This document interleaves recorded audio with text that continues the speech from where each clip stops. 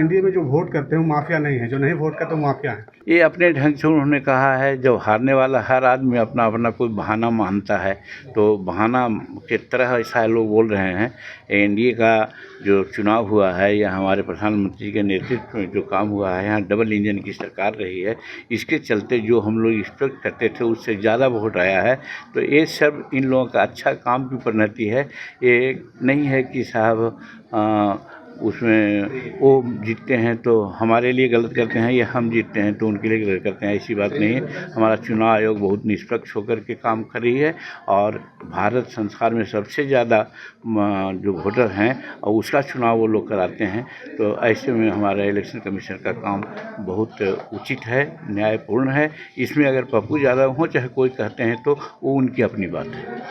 Rajya Sabha seat को लेकर बड़ा चर्चा में आपका बयान था, क्या राज्यसभा आज यहाँ हम लोग आए हैं, सियाराम शर्मा जी दिवंगत हो गए, और हम लोगों के परम मित्र प्रिंसिपल साहब और उनकी पत्नी इंदू कश्यप जी हैं।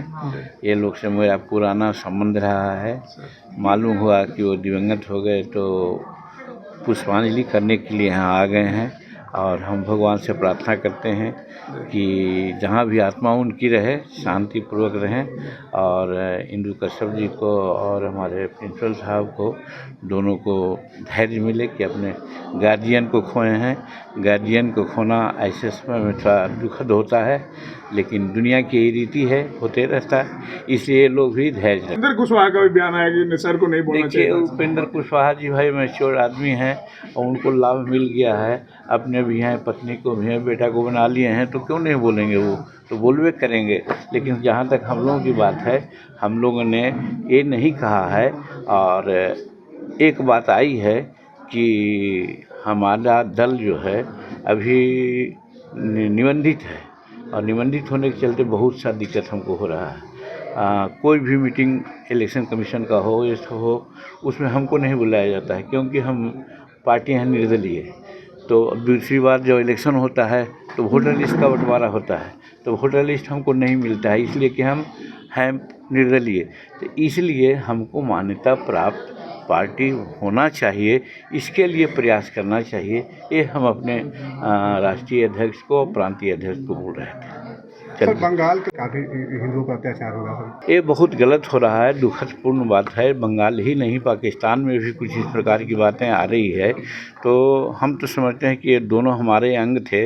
एक समय है, समय के अंतराल में इन लोगों का बंटवारा हुआ है, लेकिन वहाँ हमारे बहुत लोग हैं, और यहाँ भी पाकिस्तान या बांग्लादेश के लोग भी यहाँ हैं।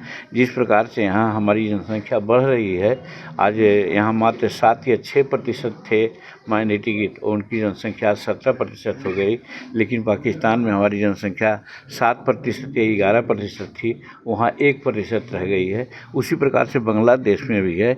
बांग्लादेश में सबको संबंधित रह के रहना चाहिए। चीन है, अमेरिका है, और सब देश में हर धर्म के लोग रहते हैं। धर्म पर विवाद नहीं होना चाहिए। अगर विवाद हो रहा है बांग्लादेश में तो दुखद है, और मैं तो कहता हूँ कि इसमें भारत सरकार को लेना चाहिए, प्रयास करना चाहिए, और हम समझते हैं कि ऐसा प्रयास शुरू हो गया है।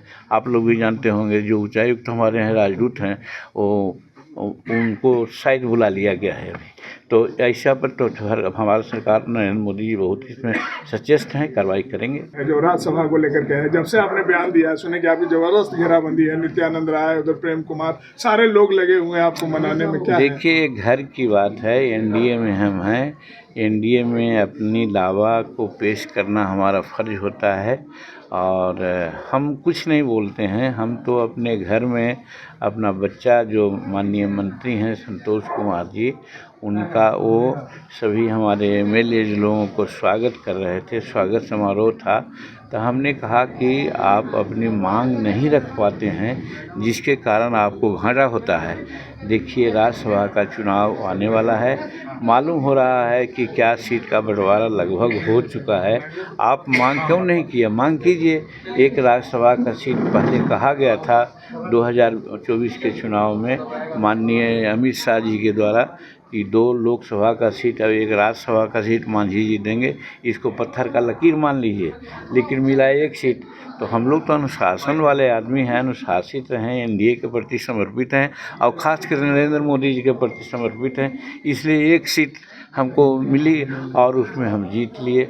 और हम तो बड़ी आभारी हैं नरेंद्र भाई मोदी जी को कि 1 सीट, 1 पार्लियामेंट में मेंबर वालों को एक बहुत महत्वपूर्ण विभाग का मंत्री बनाए, तो हम तो बहुत संतुष्ट हैं, वहाँ हमको कोई दिक्कत नहीं है। लेकिन अब जब राज्यसभा की बात है, काउंसिल की बात है, तो हम अपना जो राष्ट्रीय अध्यक्ष है हमारे पार्टी को, उसको हम सजेशन दे रहे थे कि तुम अपना मांग रखो। 20% भी वो चर्च के आगे हनुमान चालीसा वगैरह कर रहे हैं या उसको ये कर रहे हैं, तो ये हमारे ये गलत है, ये गलत है। हम मस्जिद के नज़दीक में जाके गीता पाठ करें या फिर हमारे मंदिर के नज़दीक में कुरान का पाठ करें, तो ये उचित नहीं है, इससे धार्मिकता फैलती है।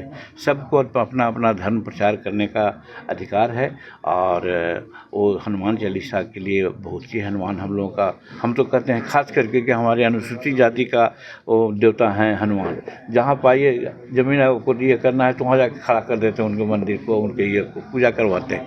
तो हमारे देवता हैं, उनको हम आराध्य मानते हैं, लेकिन इसका ये मतलब नहीं कि ये हम गिरजाघर में और जा कर के मस्जिद के नज़दीक में इनका पाठ करें, ये उचित नहीं है।